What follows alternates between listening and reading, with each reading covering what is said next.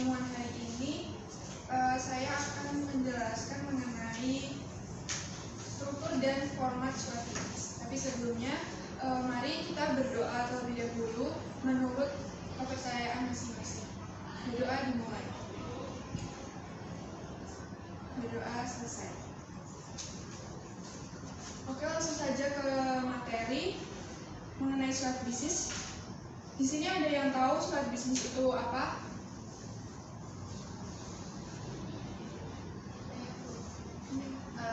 Surat bisnis itu biasanya memerlukan kebutuhan bisnis atau menjalin kerja perusahaan.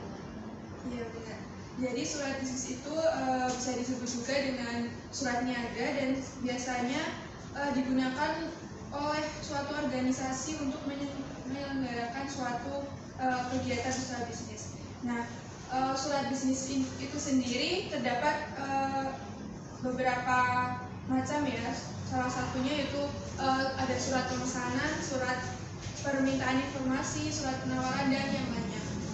Nah, yang membedakan surat bisnis dan surat pribadi adalah surat bisnis ini lebih terstruktur dan tentunya lebih jelas ya. Surat bisnis ini memegang peran penting dalam dunia bisnis karena hubungan dengan pihak ekstern organisasi. Maka surat bisnis dibuat dengan sebaik-baiknya, jelas dan menarik perhatian pembaca, serta menggunakan bahasa yang mudah dipahami dan dikelola secara profesional. Nah, ini ada contoh surat bisnis. Kita langsung masuk ke bagian-bagian surat bisnis. Nah, yang pertama itu surat bisnis itu biasanya terdapat namanya kop surat. Nah, kop surat ini biasanya berisi tentang nama perusahaan kita, terus ada alamat dan nomor yang bisa dihubungi. Terus juga ada logonya. Dan yang kedua yaitu terdapat tanggal surat. Nah, ini tanggal pembuatan surat atau tanggal surat itu dikeluarkan. Terus selanjutnya ada nomor perihal dan biasanya ada lampiran juga. Nah, nomor ini biasanya sesuai dengan nomor dikeluarkannya surat. Itu ada nomor dikeluarkan, terus ada kode perusahaan, bulan, dan juga tahun surat itu dibuat. Nah, perihal ini juga bermacam-macam seperti yang saya jelaskan tadi, ada penawaran atau pemesanan dan yang lainnya. Biasanya untuk surat seperti penawaran itu juga terdapat lampiran. Nanti bisa dituliskan lampiran itu berapa lembar. Terus yang selanjutnya itu juga ada nama dan alamat surat yang dituju.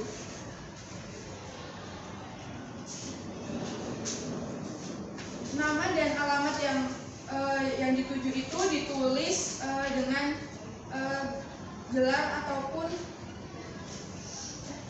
akademis ataupun non akademis, tapi ejaannya harus benar ya.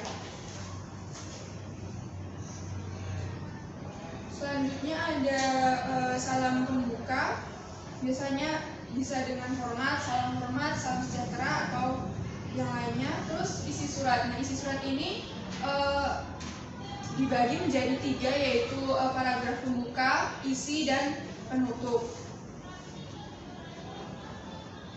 Dan diusahakan untuk isi surat ini tidak bertele-tele ya, jadi mudah dipahami.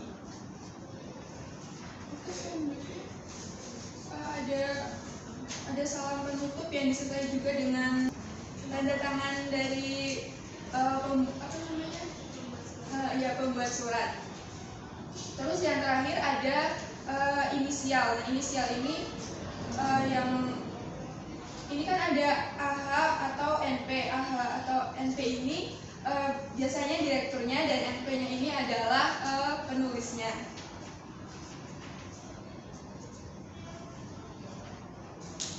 Oke, mungkin itu saja yang bisa saya sampaikan. Apakah ada pertanyaan? Jika tidak ada, akan saya berikan evaluasi. Bisa dikerjakan. Mau dikumpulkan sekarang atau minggu depan? Minggu depan. Bisa dikumpulkan minggu depan ya. Iya Bu.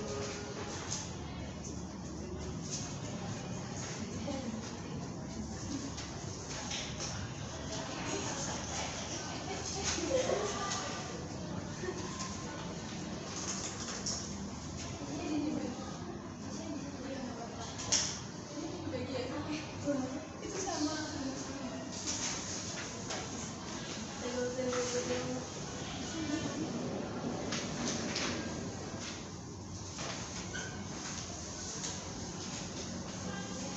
Baik, jika tidak ada pertanyaan akan saya akhiri pertemuan hari ini.